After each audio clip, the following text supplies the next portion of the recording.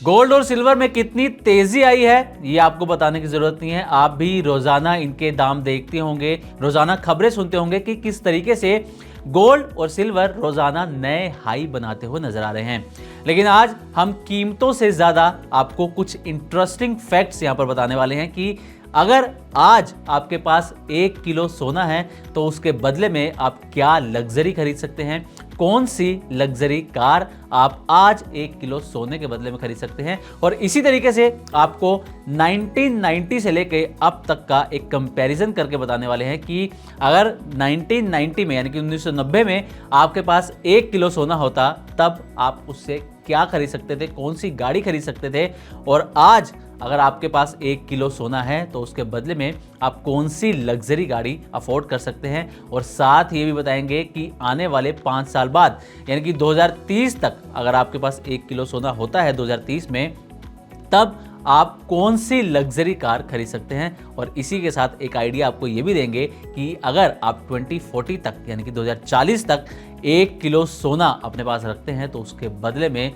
आप क्या कुछ बड़ा खरीद सकते हैं। तो चलिए वीडियो की शुरुआत करते हैं, लेकिन सबसे पहले आपको सोने के रिटर्न के बारे में, चांदी के रिटर्न के बारे में बता देते हैं कि अब तक कितना इसने रिटर्न दिया है। तो 2025 की अगर बात करें यानी कि 10 महीनों के अंदर जनवरी से लेके अक्टूबर तक में, तो सोना करीब 50% तक महंगा हो गया है, इसकी कीमतें 50% तक बढ़ चुकी हैं। वहीं 2022 से लेके अब तक अगर देखा जाए यानी कि 3-3.5 साल के अंदर, तो गोल्ड में 140% से ज़्यादा की ग्रोथ यहाँ पर देखने को मिली है। पिछले 1 साल में गोल्ड ने 52% का रिटर्न दिया है, 52% इसकी कीमतें बढ़ी हैं। और ग्लोबल लेवल पर अगर देखा जाए तो जो गोल्ड प्राइजेस हैं वो 50% तक बढ़ते हुए नजर आए हैं। वहीं जो सिल्वर प्राइजेस हैं इसमें और भी ज़्यादा 60% तक की ग्रोथ देखने को मिली है। अब बात करते हैं डोमेस्टिक लेवल की। तो डोमेस्टिक लेवल पर यानी कि घरेलू स्तर पर जो सोना है वो इस वक्त करीब 1.25 लाख रुपए प्रति 10 ग्राम के आसपास बिक रहा है। वहीं चांदी 1,55,000 1,60,000 रुपए के आसपास इसकी बिक्री हो रही है इस वक्त। अब आपको एक और फैक्ट बता दें कि अगर रिटर्न के मोर्चे पर देखा जाए तो 2025 में किसने ज़्यादा रिटर्न दिया है, निफ्टी ने, सेंसेक्स ने, गोल्ड ने या फिर सिल्वर ने। तो आपको जानकर यहाँ हैरानी भी नहीं होगी, क्योंकि हम हैरानी भी नहीं कह सकते क्योंकि ये भी क्लियर है कि गोल्ड और सिल्वर ने तो शानदार रिटर्न दिया ही है। लेकिन फिर भी आपको बता दें कि 2025 में निफ्टी ने सिर्फ 6.5% तक का रिटर्न दिया है। निफ्टी 6.5% तक चढ़ता हुआ नजर आया है। वहीं सेंसेक्स 5.1% तक चढ़ता हुआ नजर आया है। लेकिन दूसरी तरफ गोल्ड 50% और सिल्वर 60% तक चढ़ती हुई नजर आई है। यानी कि गोल्ड और सिल्वर बाजार पर बेहद ज्यादा भारी पड़ते हुए नजर आए हैं। अब एक नजर गोल्ड ETF में डाल लेते हैं, क्योंकि गोल्ड और सिल्वर ETF में जो नेट इनफ्लो है वो लगातार बढ़ता हुआ नजर आ रहा है। तो एक डेटा पर नजर डालते हैं, फिर इसके बाद आपको वो इंटरेस्टिंग फैक्ट बताएंगे जिसके बारे में हमने कहानी की शुरुआत में जिक्र किया था कि आप 1 किलो सोने के बदले में कौन सी बढ़िया कार खरीद सकते हैं और अपने सपने की कार खरीद सकते हैं अगर आपके पास 1 किलो सोना है। तो पहले नजर डालेंगे कि सितंबर में जो गोल्ड ETF में इनफ्लो था, निवेश था, वो रहा 8,363 करोड़ रुपए का सितंबर 2025 में, जो कि अगस्त में था 2,190 करोड़ रुपए का। यानी कि देखा जाए तो अगस्त के मुकाबले सितंबर में 282% का जबरदस्त उछाल देखने को मिला है गोल्ड ETF के नेट इनफ्लो में। अब इसके बाद गोल्ड ETF का जो AUM है वो 90,000 करोड़ रुपए से ज्यादा हो चुका है। वहीं सिल्वर ETF के AUM की बात करें तो ये 37,000 करोड़ रुपए से ज्यादा पर पहुंच चुका है। अब आते हैं उस इंटरेस्टिंग फैक्ट पर। तो आपको बता दें कि ये जो फैक्ट है, ये जो डेटा है, वो RPG इंटरप्राइजेस के चेयरमैन हर्ष गोयनका ने X प्लेटफॉर्म पर शेयर किया है। और हर्ष गोयनका ने ये शेयर करते हुए लिखा है कि अगर 1990 में 1990 में आपके पास 1 किलो सोना होता तो उसकी वैल्यू थी एक मारुति 800 कार के बराबर। यानी कि आप 1 किलो सोने के बदले में खरीद सकते थे मारुति 800। और आप अंदाजा लगा सकते हैं कि 1990 में मारुति 800 की क्या वैल्यू थी।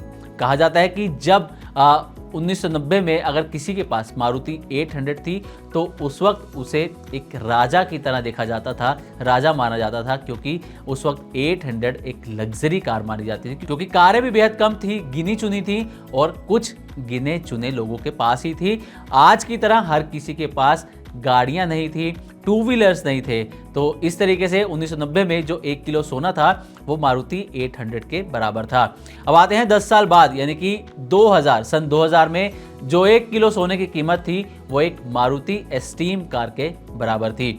इसके 5 साल बाद यानी कि 2005 में जो 1 किलो सोना था उसमें आप एक टोयोटा इनोवा खरीद सकते थे, और 2010 में 1 किलो सोने के बदले में आप टोयोटा फॉर्च्यूनर, अब आपको पता है कि फॉर्च्यूनर कितनी डिमांड में रहती है गाड़ी, कितनी महंगी गाड़ी है, तो 2010 में ही 1 किलो सोने की जो वैल्यू थी वो एक टोयोटा फॉर्च्यूनर के बराबर थी। अब आते हैं 2019 में, तो 2019 में 1 किलो सोने की जो वैल्यू थी वो एक BMW कार के बराबर थी, और 2025 में आज के वक्त 1 किलो सोने की जो वैल्यू है वो लैंड रोवर के बराबर है। और 2025 में 1 किलो सोने की कीमत देखी जाए तो ये 1 करोड़ 24 लाख से लेकर 1 करोड़ 26 लाख के आसपास है, और इस बजट में आप एक लग्जरी लैंड रोवर खरीद सकते हैं। और इसके अलावा एक और मज़ेदार बात जो हर्ष गोयनका ने शेयर की है, उन्होंने कहा है कि अगर 2030 में किसी के पास 1 किलो सोना होता है तो उस 1 किलो सोने की जो वैल्यू है वो एक रोल्स रॉयस के बराबर हो जाएगी। और मजाकिया अंदाज में हालांकि उन्होंने कहा है, और उन्होंने ये भी कहा है कि 2040 में 1 किलो सोने की वैल्यू में एक प्राइवेट जेट भी खरीदा जा सकता है। अब सवाल है कि आखिर सोना इतनी तेजी से क्यों बढ़ रहा है। अभी तो हमने आपके सामने कुछ इंटरेस्टिंग फैक्ट शेयर किए जो कि हर्ष गोयनका ने एक्स प्लेटफॉर्म पर शेयर किए हैं कि किस तरीके से आप 1 केजी सोने के बदले में कौन सी कार खरीद सकते हैं, किसकी कितनी वैल्यू बैठती है।